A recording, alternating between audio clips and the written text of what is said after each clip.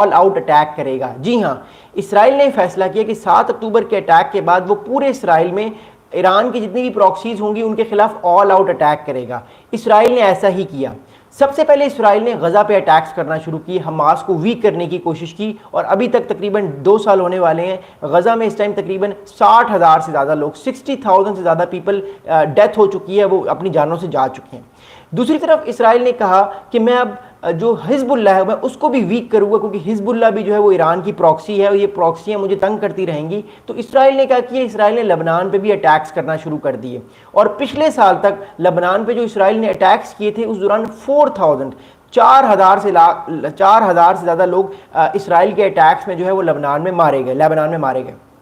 ساتھ میں تقریباً کئی ہزار اور لوگ زخمی ہوئے اسرائیل کے ان سب اٹیکس میں۔ اب ایک طرف تو اسرائیل اٹیکس کر رہا تھا، دوسری طرف ایک اور بھی بہت امپورٹنٹ چیز ہو رہی تھی۔ ایک طرف اسرائیل اٹیکس کر رہا تھا، دوسری جانب جو ہے وہ ایران ویپنز پرووائڈ کر رہا تھا اپنی پراکسیز کو، تاکہ وہ اسرائیل کے خلاف بآسانی اس جنگ کو لڑ سکیں۔ لیکن ایران کو ایک بات ایران بھول گیا تھا کہ کل کو یہ جنگ جو ہے یہ اس کے اپنے شہروں میں بھی آ سکتی ہے، جو بعد میں آئی۔ میں اگلی بات بعد میں کرتا ہوں، پہلے میں شروعات سے سٹارٹ کرتا ہوں۔ اسرائیل نے یہ کیا، اسرائیل نے سب سے پہلے جو ہے وہ حماس کو ختم کرنے کی کوشش کی، لیکن حماس کو اسرائیل ابھی تک پوری طریقے سے ختم نہیں کر سکا۔ لیکن ایسا نہیں ہوا کہ اسرائیل ہر جگہ پہ ناکام رہا۔ اسرائیل نے حزب اللہ کو ختم کرنے کی کوشش کی، اور حزب اللہ کے کمیونیکیشن نیٹ ورکس پہ حزب اللہ کو بہت بری طریقے سے اس نے نقصان پہنچایا اسرائیل نے، اور اپنی بہت ساری فوج جو ہے وہ کچھ لبنان کے جو ساؤتھ جو لبنان ہے اس علاقے میں جو ہے وہ کچھ فوج اسرائیل نے بھیجی تاکہ کچھ علاقے کو وہ قبضہ کر لے۔ اسرائیل نے اپنی کچھ فوج لبنان کے اندر بھیج دی، بفر زون میں کچھ اپنی فوج انکرجن کی تاکہ وہ حزب اللہ کو کمزور کر سکے، اور وہ اس میں کامیاب ہوا۔ دوسری طرف جو ہے وہ اسرائیل نے جتنے بھی ایئر ڈیفنس سسٹم تھے سیریا یعنی شام کے، وہ پچھلے 2 سال میں تباہ کر دیے۔ اب شام کے اندر یعنی سیریا کے پاس کوئی ایئر ڈیفنس سسٹم نہیں ہے جو کہ اسرائیل کے فائٹر جیٹس کو روک سکے۔ ایک اور چیز یہاں پہ اسرائیل کر رہا تھا، وہ یہ کر رہا تھا اس پورے آپریشن کے دوران اسرائیل نے جو ہے وہ جو بشار الاسد ہیں جو کہ شام کے یعنی سیریا کے لیڈر ہیں،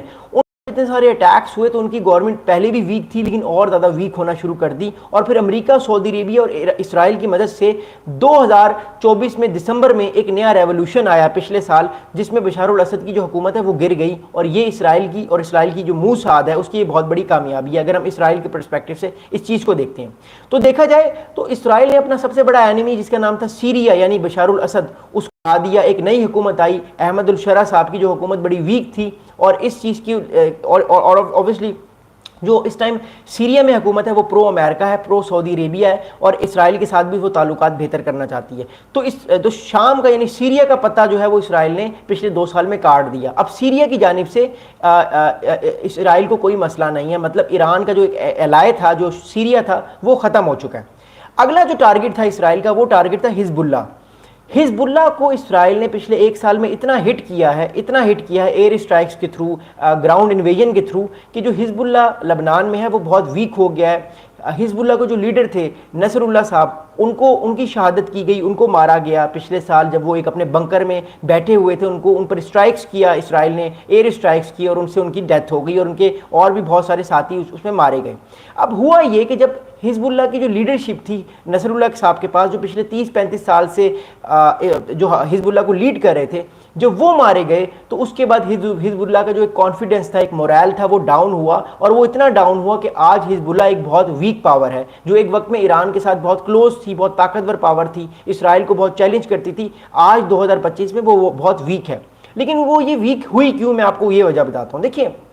بات یہ ہے کہ حزب اللہ جو لبنان میں ہے اس کا زیادہ تر جو اسلحہ ہے، زیادہ تر جو ڈیفنس اکوپمنٹ ہے وہ آیا کرتا تھا سیریا سے، ایران کے تھرو پہلے سیریا جاتا تھا، اور سیریا سے پھر وہ سارا جو ویپنز ہے وہ جاتا تھا لبنان میں، کیونکہ سیریا اور لبنان کا جو بارڈر ہے وہ ساتھ ساتھ ہی ہے۔ دوسری طرف جو حماس تھا اس کے پاس بھی جو ویپنری آتی تھی وہ بھی ایران کے تھرو ہی آتی تھی،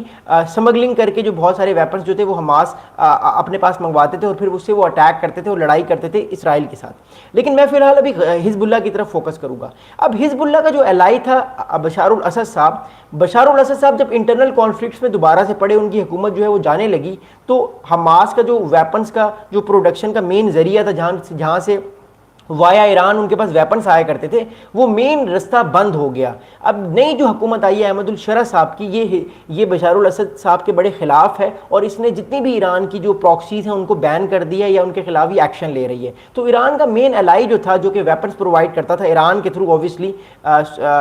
لبنان میں، وہ جو الائی تھا وہ اس کا اب ختم ہو گیا۔ اس وجہ سے ہم نے دیکھا کہ حزب اللہ کو جب ویپنس ملنا بند ہوئے یا کم ہوئے تو حزب اللہ ویک ہوا۔